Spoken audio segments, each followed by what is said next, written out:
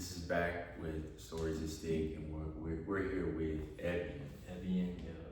All right. First question to start off with. Also, how's your day been going? It's been pretty good, been pretty good. Just chill. That's good. Yeah. Okay. Well, we're gonna break into this and know a little bit more about you and how you are as a person. Overall. Okay. Starting off with the first question. Can you tell me a little bit about where you grew up at and what your childhood was like? Yeah. So, I would bounce to like a bunch of different houses. So, I would go to my grandpa's every week and my mom's. Then I'd stay with my dad.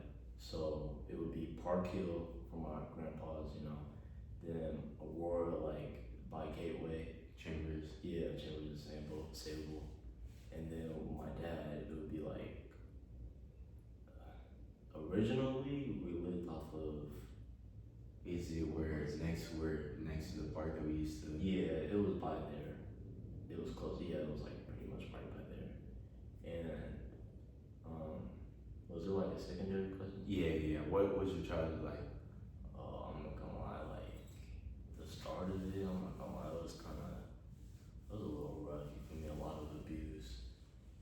From babysitters, the babysitters' kids, from just people close to me, like in like a lot of different ways. And I'm not gonna lie, like that was something that like really hit me hard though, like growing up, cause like everybody was doing that to me, like just being messed up to me, for no reason, like just I don't know, I don't know why. Would you say that the abuse from the babysitters just growing up has it affected you as a person now?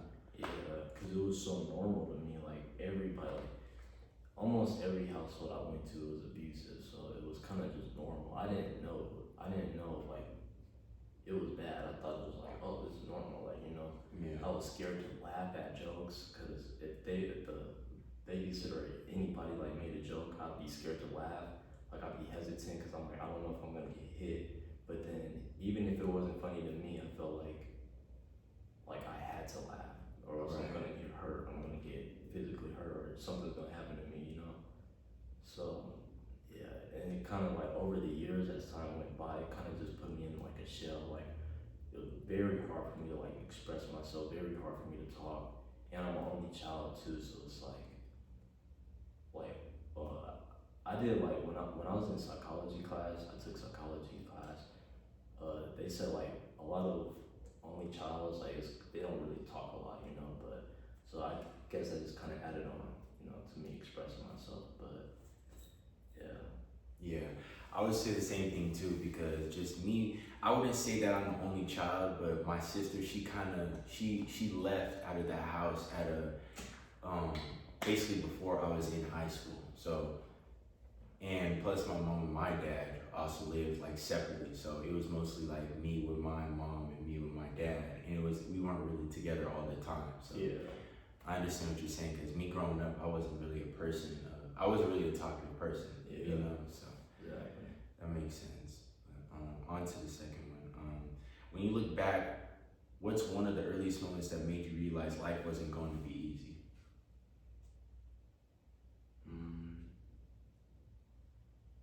Probably, I would say being at my mom's house, like seeing a lot of like things that went on around there. It was pretty ghetto. I'm not gonna lie. Like seen shootouts, I've seen like brawls of people, like just everybody fighting. Just a lot of just ghetto. Just his stuff. But I would say like then I was like, dude, like being in this environment, it's like it's hard to just be. It's hard to just have hope for yourself and just. Yeah, you're saying like it's hard to have positivity in an environment that's mostly negative energy. Yeah, exactly. And then like both of my parents like were pretty poor, so it's like I don't know, it's just hard. And then I had a bunch of anger too. So I didn't really like care. Like I don't know, I just had no hope. I didn't really care. Would you say that your environment has like like did a toll on the way that you are, not only you are now or back then? You think your environment kind of played a role in like how you acted? Yeah, sure. Yeah, because there's some things like I'd hear people say and I'd pick up on it, you feel me? Because at a young age, it's like we're very impressionable, you know? And like certain just like things that they would say, like it would be violent too, and I'd just pick up on it. I'd be like, because it's like these are older people, you know, that I'm looking up, like just being around and seeing and being around, you know? So it's like I'm picking up on that, and I'm picking up on the things they say and vocabulary and their demeanor, you know, the way they walk, the way they talk, just bully, you know, bullyish, you know. Yeah. So What did home feel like growing up? Not just the place, but the atmosphere. I think you kind of already answered this, but if you're able to answer this question, I feel like you kind of already answered this. well, I could say some other stuff. I'd say definitely like good like ups and downs. So you know, to every household I went to, I'd say the one in Park Hill at my papa's house. I don't really think I've had really like it was always so just happy over there to me. Like spending the night over there, being over there, like even like waking up in the mornings, like it would be so. I don't know. I just felt so good, like good, you know, over there. I don't know why. Do you think it's the atmosphere, or do you think it was just? Yeah. It would probably be the environment, because like you said, where you live with your moms, it was a lot more negative. The way people act over there. Would you say the people's a lot more different around your dad's? That's why you woke up a lot more positive. And my dad's, well, as a kid, it was kind of like it was a little still tough a little bit, you know, like catching. He was catching a bunch of, or my dad, he was catching a bunch of buses a day. Like he didn't have a car at the time, and we'd just be catching buses. Like I remember, like it was a struggle bus for real, for real. Like I wouldn't say at that time it wasn't really that good of a memory, you know. But I was saying Park Hill, it was always a good memory. At my mom's, it was sometimes a good memory. Like it wasn't really that bad, but it would have moments for sure. Right. Okay. How did your family's financial situation affect the way you viewed the world as a kid? I hated it, man. Like I used to go to school so hungry, bro. Like we didn't have no food or nothing, so I'd be so hungry. I used to, like everybody in my school used to be able to buy snacks and buy food, and I'm like, dude, I'm hungry. Like I got tired of asking people like, here, can I have some? You know, because I don't know, that'll get annoying really quickly, you know. So I got tired of asking people for stuff, and I'm not gonna lie, I just started stealing. Yeah, started stealing money, started stealing snacks, and yeah, that's what I would do. But so yeah, I would say like the financial situation, it was kind of bad, but it's like everything's just been going up, From where you've been at? Yeah. So you think that things are just going in a more positive way? Yeah, exactly. Do you think your financial situation has, since it's improved, like your mood and just the way you act and just how things have improved also? Yeah, cause I remember like being like 6. I remember asking my dad like, Dad, I'm hungry. Like, can I have something to eat? And we didn't have no food, so he would get like. I remember one time he got like 2 hot dogs, but like no buns. Like it was just literally just a hot dog bun. So then he like sliced it up and then put some barbecue sauce, and that was my dinner.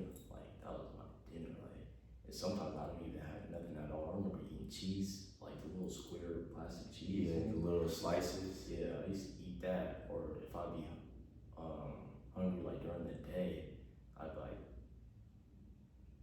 just like go get some hot sauce or some barbecue sauce. I wouldn't drink out the thing, but I would like take like shots of it. Yeah, exactly. That's how hungry I'd be. Yeah, that's bad. Yeah.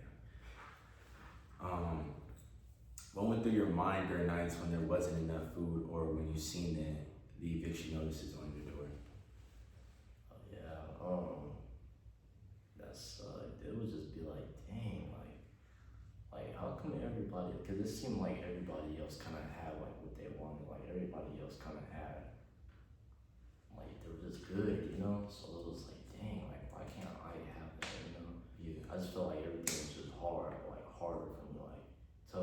honestly, I'm kind of happy that happened because it makes you, it builds you, you know. It makes you hungry for more. It makes you it's more ambitious, you know, and not just have like a silver spoon fed to you, you know. So it makes you get it, you know. Right. So it's like Get paid out at the end of the day. It works out long term, yeah. How did it feel having to wear the same clothes every day or go long periods without basic things most people take for granted? Yeah, I used to get made fun of. It sucked. I mean, at the time, like, I didn't really care that much, but yeah, like, looking back at it, people would always make fun of my shoes because, like, I always have holes at the bottom of my shoes. Like, even when it's snowing, I wear the same pairs of shoes every day. Holes in the bottom of my shoes, like, be snow and it'd be all wet. Yeah. And, like, walking, playing on the playground or whatever, and then being made fun of, like, dude, like, you know the soles? Like, Yeah. The soles, like, the whole lip was off of my shoe one time. For real? It was just hanging off. Like, I could, like, bend it all the way back. You could see the bottom of, like, There was a lot of wear and tear. Yeah, and then,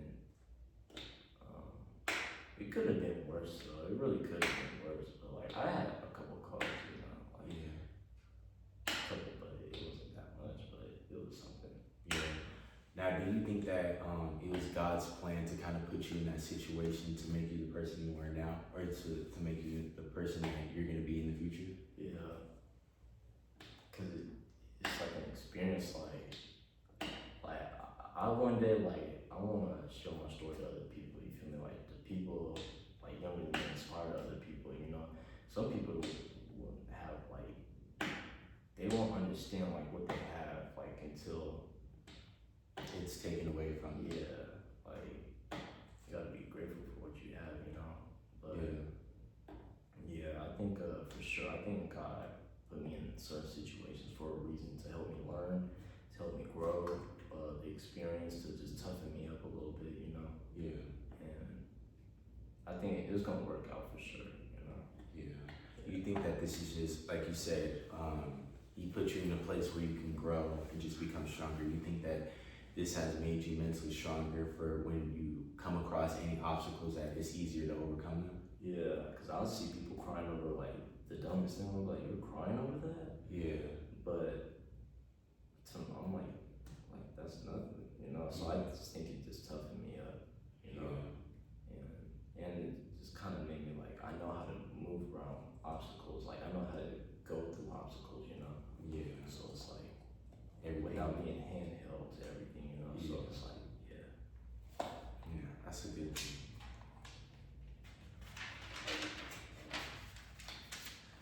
What impact did your mom's health struggles have on you emotionally and mentally? my mom, Yeah. mom's side, really, she was kind of, she did a lot, you know, like, she still pretty much does. Really, it was pretty good. Like, she would try to give me stuff if we could, you know, like, sometimes there would be times she'd be like, I can't get that, a lot of times actually, but, if she could, yeah, she would, you know, she would help me out, so really, it wasn't that bad, really, but. Yeah, I think you answered the question different. You already said it though. What impact did your mom's health struggles have on you emotionally? Oh, and health? Yeah. My dad. No, you're good. Yeah, I'm not gonna lie. That. How did it affect? How did her struggles?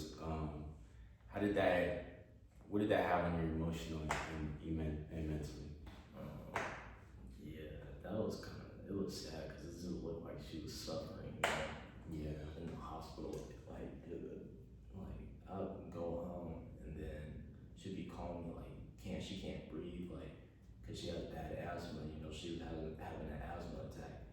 And, like, hearing that, I'm like, shoot, like, she could die, like, I'm thinking, like, I'm, like, trying to speed over there, like, I'm trying to get over there, you know?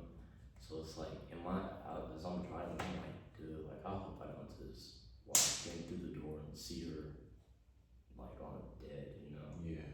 And then, like, when I did, there was a couple of times, because this happened more than once, so the times that I did come in there, she's on the floor, like, she can't breathe. I gotta pick her up, I gotta help her pick her up, and then, I'm like, okay, you ready? Like, we're walking very slow, like, she can't even walk, she's hunched over. You can hear her wheezing. Like, I'm like, dude, I hope you can make it. You know, like even like I think the second time that we went to the ER, they were like, dude, if y'all would have waited any longer, like it would have been like severe. Because every single time it was severe. But they said if you would have waited even longer, like, yeah, I don't know. Wow, I would have been gone. But yeah, I ain't gonna lie, that was a struggle. But even then, like being in the ER, and she's like suffering, I'm like just watching her suffer or whatever. I was still like trying to make the best of it. I was making her laugh. I'm trying to play. I'm trying to just bring positivity, you know. Yeah, looking at the brighter sides of things. Yeah, You know? exactly. Not sticking to the negative. You know, like the whole situation going on. You still try to make like you said, bring out the bright in Yeah, the whole situation. Yeah, I'm playing around. Like just trying to make her laugh, you know. Yeah. For both of us. So yeah. That's a good. I heard you mention PTSD from gang violence that happened around you. Can you share what that experience was like and how it shaped your mindset today? Yeah.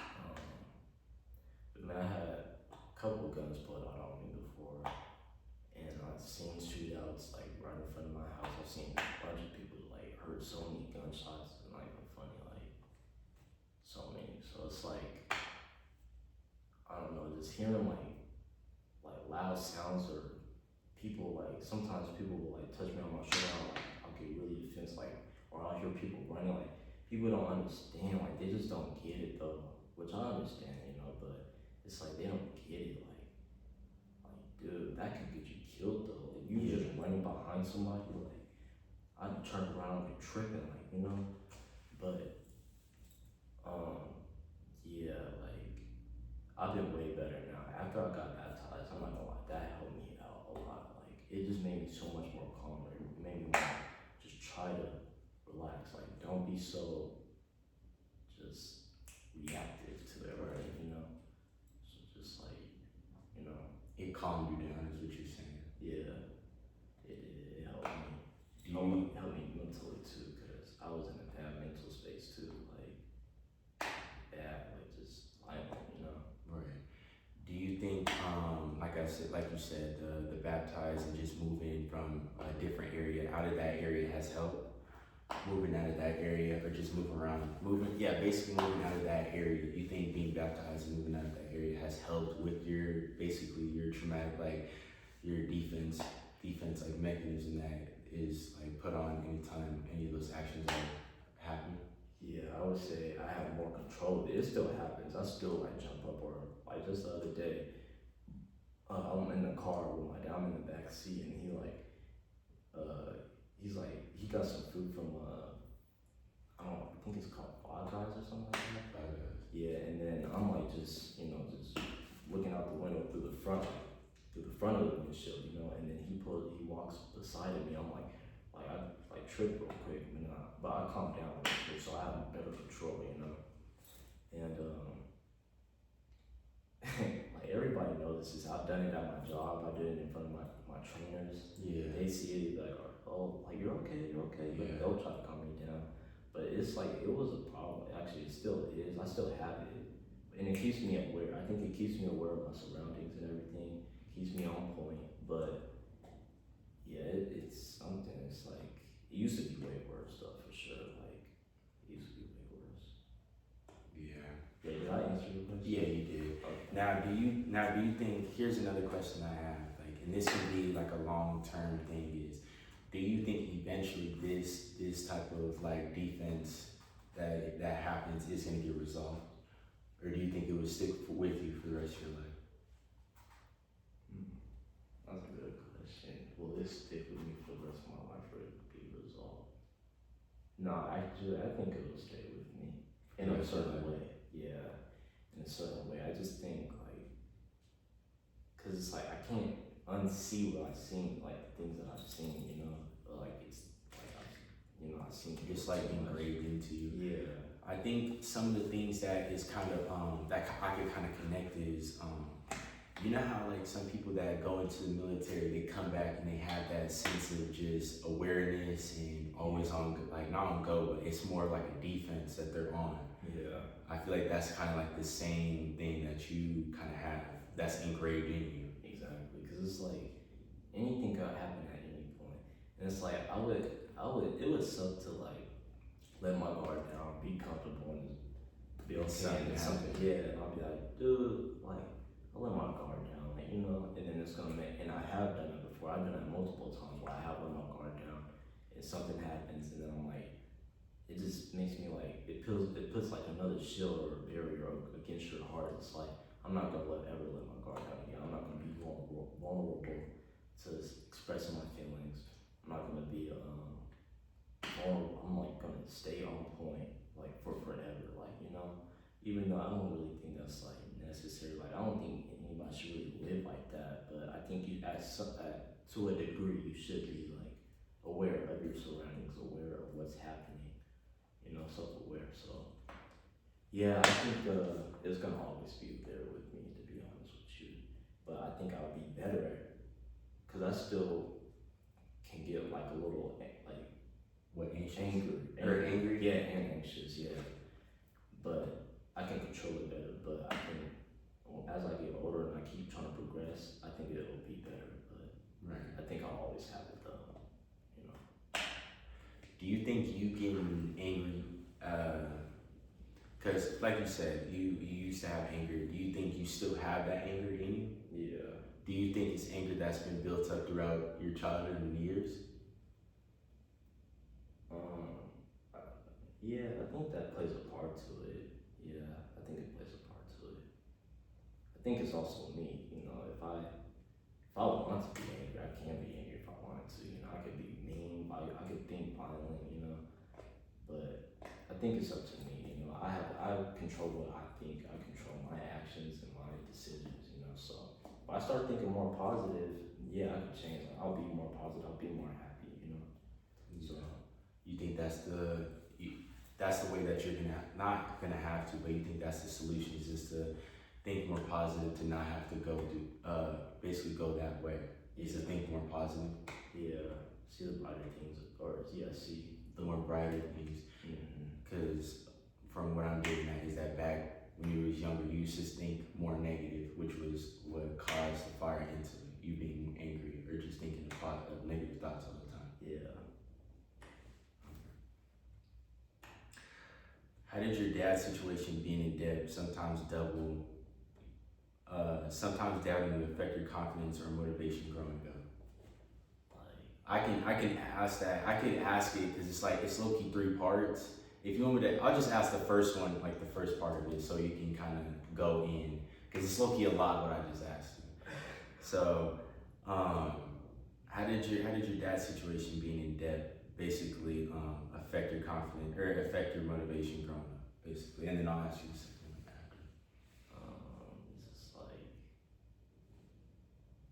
I don't know, just like no hope, like damn, like are we gonna like ever get out this situation? I think it's just up to me to like get out this situation. Now we're doing better though for sure. So it's like now I see even more like I can do this, but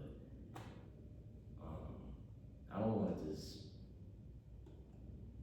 like go to school and have a good job, like because that's like I feel like that's just too traditional. Like I want to have multiple sources of income, you know, entrepreneur type of mindset, you know, and I want to like my goal is to reach 1 million, but that's just the beginning though. That's the beginning. Like once you reach 1 million, it's gonna be way easier for you to make more money, you know. But that's gonna be hard for me to just go to college and get a single source of income from one job that makes like what 100K a year, While or even 200. While you're already paying for school. Yeah, you're paying for your expenses and everything, you know, like by yourself. So it's like that's gonna take a long time to get to reach that goal. But yeah, I just kind of wish they would kind of see that though. Like I have big dreams, so like you know. So when you say they, are you talking about your parents or are you talking about, okay. Yeah. Okay. And then on to the second part.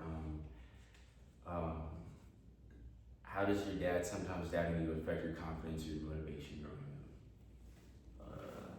It's this like thing, like you don't believe in me, you know. up? Mm-hmm. Certain things he does. He does support me on, and he'll watch my back for it. But I just feel like he should like for certain things, like getting my credit card. I think he should kind of like not doubt me on that, you know, because it is possible. It is possible. Period. It's possible. But it just makes me want to prove him wrong. To be Right. honest, to prove him wrong. So you look at it as more motivation and not really the other side of thinking like, I don't know if I could do this anymore. It's not really, in your mindset, it's not really a doubt, but it's more motivation. Yeah, cause just feel to prove them wrong, you know. Cause it's like if you're strategic about it, like you can do it, Yeah. you know. Has there been times where you've had a dream or you had a goal that he's doubted you? Um, mm, mm, mm. Well, except for the credit card thing, but other than that, I can't really think of any other. Yeah, I can't really think of any other. That's fine. Was there ever a point where you felt like giving up? If so, what kept you going? Yeah, I feel like really it was just my mental health was really just made me want to give up, you know, because I didn't care. Like I didn't love myself. You feel me? I did not care. Like I didn't care. So it's like, how is it? It's gonna be hard for me to even love anything else if I don't even love myself. Like I don't care about nothing, you know. It's just hatred. But what made me keep going is really God. I think God really helped me. And just kind of watching everybody else, like just like looking at everybody else's mistakes, learning from them, and I don't want to end up like that. I don't want to be like them, you know. So I think that's what kind of kept me going. Just personal growth. Yeah. All the way around. Now, when you say loving yourself, has that grown on learning how to love yourself from God, or have you ever, was it from a time that you had to kind of sit yourself down and kind of understand it from a different point of view?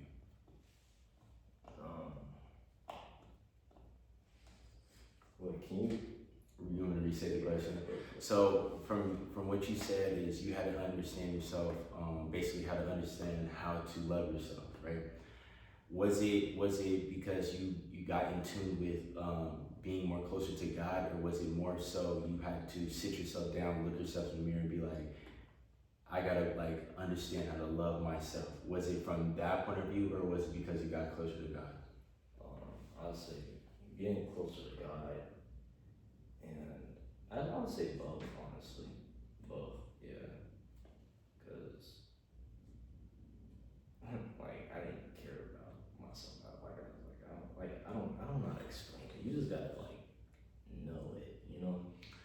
Now let me ask this, and you of course you can answer this if you want to. Was it because you seen how everything was going, and that's what made you kind of lose hope onto not really caring, or was it more so kind of like, yeah, basically that question. Yeah. You was it in a time of your life where you seen no hope? You was kind of like, I don't really care anymore. Like, Yeah. that's what kind of brought you down into the mindset, like it doesn't matter. Yeah. Yeah, exactly. But I say even like being like that, like I still never stopped trying. I kept going, you know. I still kept trying to do better though. So I think that helped me. And God helped me through it. He's helped me through everything. Like anything I've ever prayed for, he's helped me. Like he's done it. And even more. He's even like with bonus on top of it. Like so it's like I can get through anything in this world, you know? Right. So it's like, yeah. What's one moment that made you realize you were stronger than you thought?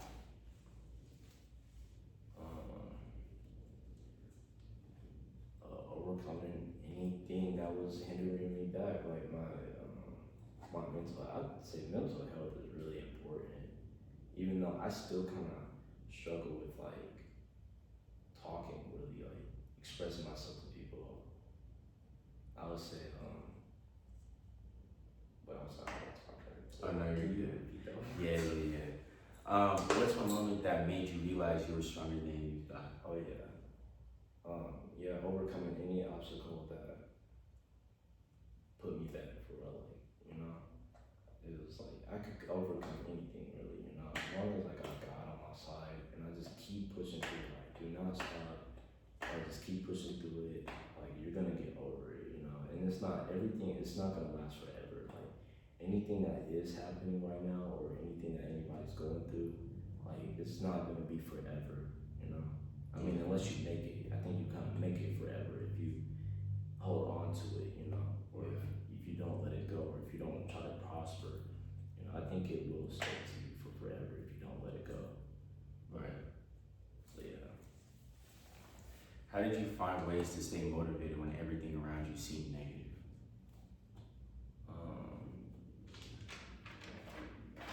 Honestly, I would say motivation. I had motivational moments, but I'd say it was really mainly just discipline, really, because like I don't think like I'm not motivated to really do certain things that I know that are good for me, you know. Mm-hmm. But I just think me doing it, me just do it, like just go for it and do it. It's like actually does motivate me actually, because the fact like when I do it and I get done with it, I'm like man, I got this. Like it makes me happy. It's like man, I got this. Like I can do it. I can do this. You know.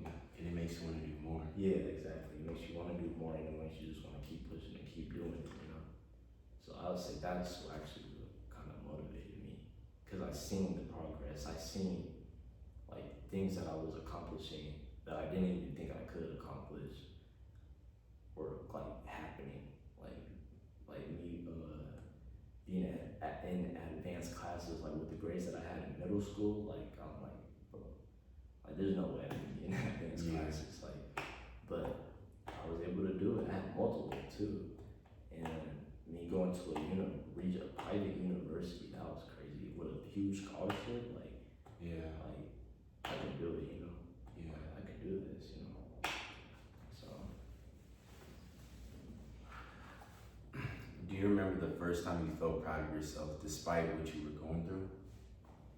Yeah, I'd say being able to attend Regis University with a huge scholarship was like, dang, like I really did that. Like, that's crazy. Like that was crazy to me, cause it was like I don't know if any of my parents or anybody really went to a university, you know, and like I really was trying, like I was studying day and like I was just trying to really progress, really stay disciplined, doing my homework as soon as I got home, not playing games, not just wasting time, you know. Like so I seen the progress, you know, and it paid off. You know, like my work paid off. I was able to get into a private university, and there were some people that went to Regis University that had like ties into like the high, you know how high schools can have kind of have ties into like colleges or whatever in a way. Are you saying like I think I know what you're talking about. They kind of, are you saying when basically when high school people are able to take college courses and have their hand in the college before they get there? Yeah. Kind of like that. Yeah. And just like being close to like they were close to the college, so it's like they were attending the college like before even being at that college, so they already knew, like they had kind of like already a hand in. So they was taking college classes, or courses basically. Yeah. And I was like, and some of them didn't even get like the scholarship that I had, you know. Mm-hmm. So it was like that's cool. Right. That was cool to me. Which is good. Yeah. How did you handle the emotional weight of the past while trying to move forward today? Past now it's like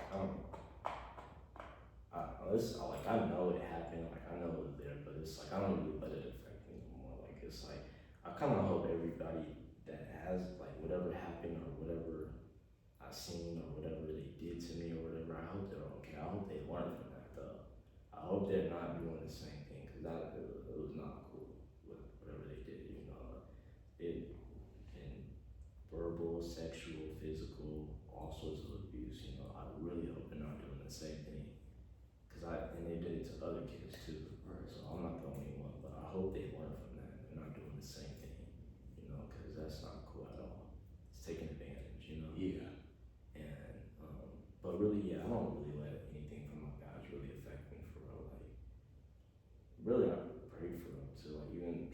pulled out a gun on me. Like, you know, I prayed for him. You know, in the moment, I hated him. Like, I wanted, like, I hated him, you know. Yeah. But, you know, I think peace kind of just overcomes that, you know.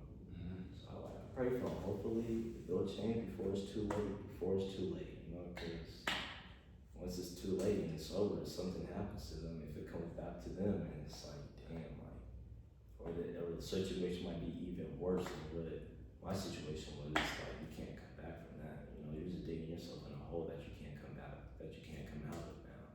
You know? So hopefully they'll catch on to it quickly before it's too late, you know. Right. But yeah, I pray for them. You know, hope they're okay. But yeah, I don't really let my past affect me. Now, would you say that there's any weight that's been held on from the past that still sticks with you today? Today?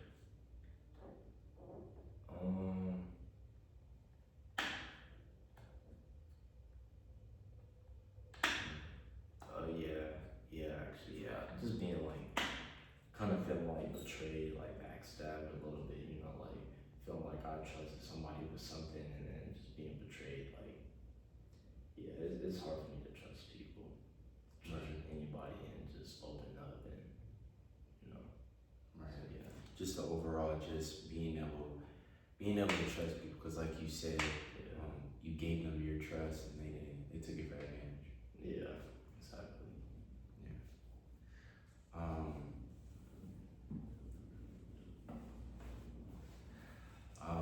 Do you use any specific habits, routines, or thoughts to keep yourself grounded and focused?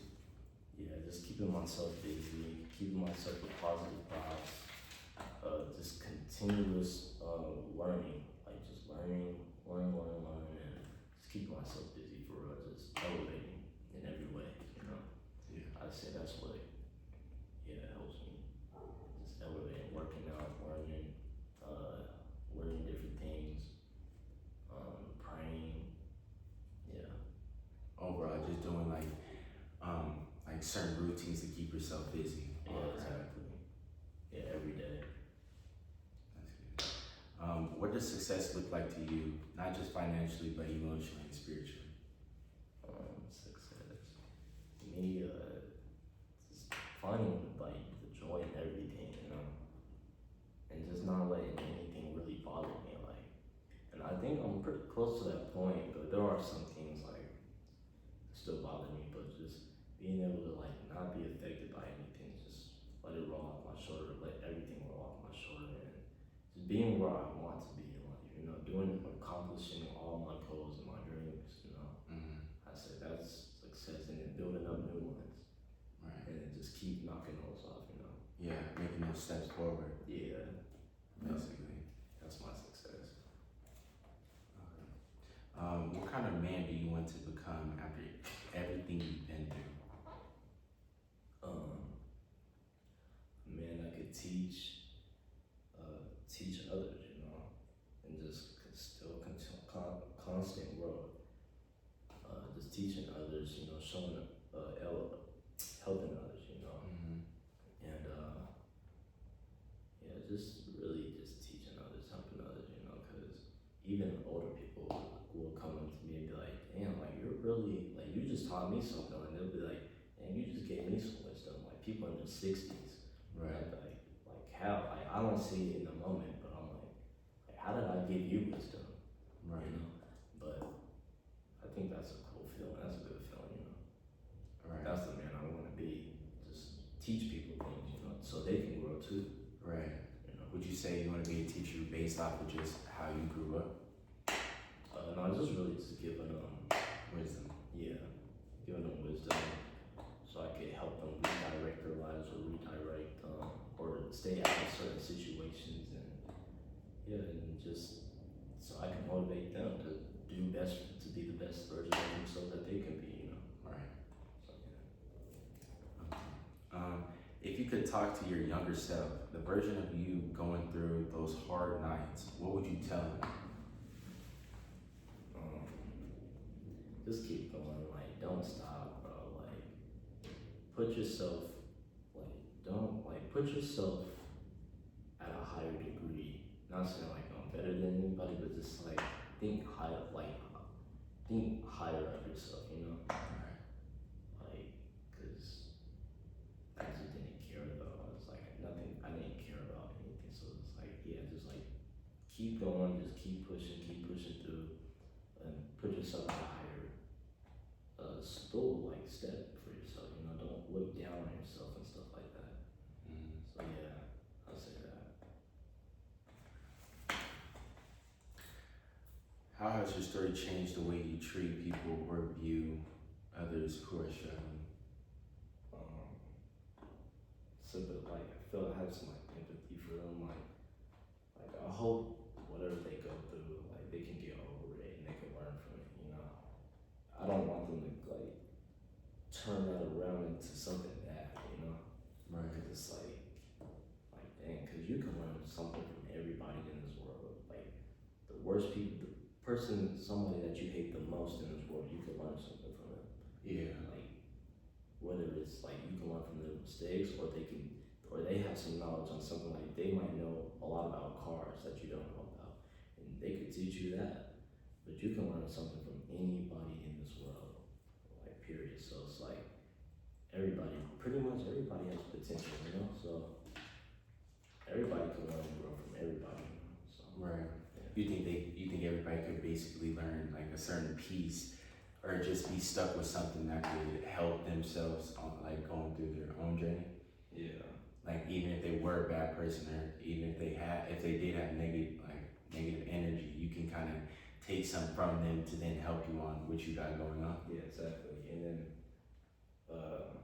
that's why I kind of don't like how people like kind of judge them, like, you know, like, oh, you're a bad person, or, you know, point the finger at them, like you'll never amount to anything, you know, because it's like you don't know what those people are actually going through. Also, you know, you don't know what they're dealing with, you don't know what they've been through, and you don't know how they're dealing with it. So it's like, and everybody, you can make a change. Like everybody can make a change. It's just up to you to really do it and like pursue it, you know. So it's like, yeah, like, you know, like if I see a crackhead that comes into the McDonald's or something, and he's like just angry, fussing and yelling and cussing just for no reason, like it's like, dang, I kind of feel bad, because it's like he's hurt, you know. Yeah. He's hurt. Something happened to him, because babies don't like, nobody really just comes out the womb like that, you know. Yeah. No, but it comes from something. It's a source that it comes from. So it's like, and they can be helped. It's gonna be hard though, and it's gonna be hard to like change somebody. You know, it takes patience and time. Right. But it can be done for sure. It can for sure be done.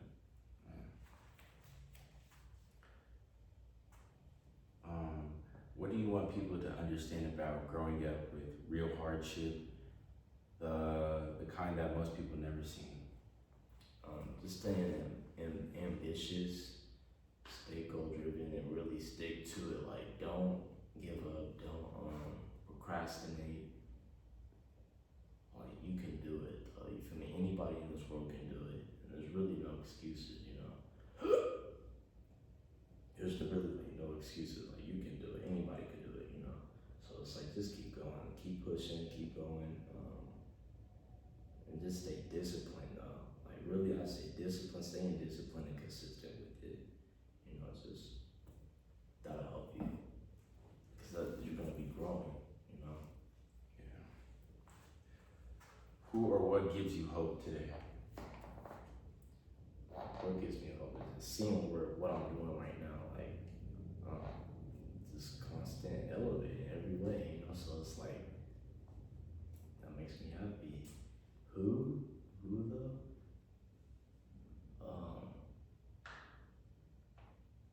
Who? I don't know. Wait, who? What? Who keeps you motivated, or who gives you hope today? Who gives me hope?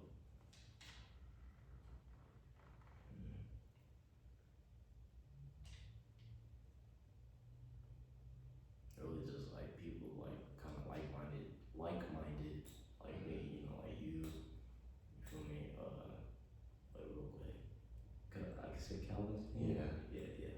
Okay, so like you, Calvin, you know, just like-minded people really Right. give me hope, you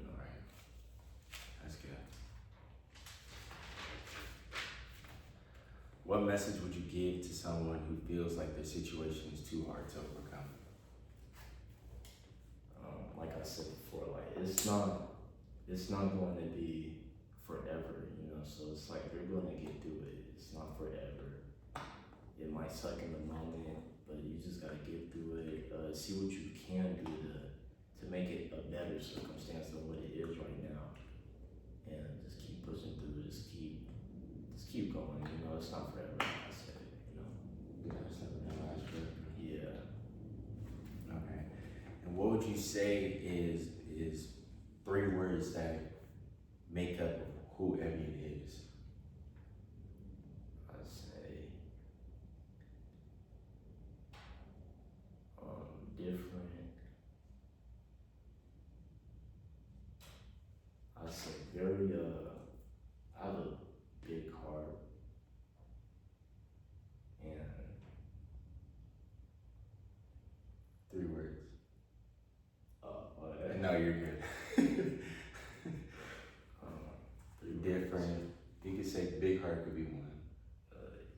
Okay, I'm gonna say unique. Okay. I'm gonna say ambitious. I'm gonna say protected. Protected. Yeah. That's smooth. But yeah, that's all the questions I have for you today. I'm glad that I get to understand you and know you from another point of view and understand you at a deeper level. Yeah. It was a pleasure to have you. Yeah, thank you. I appreciate it. You know, it was a good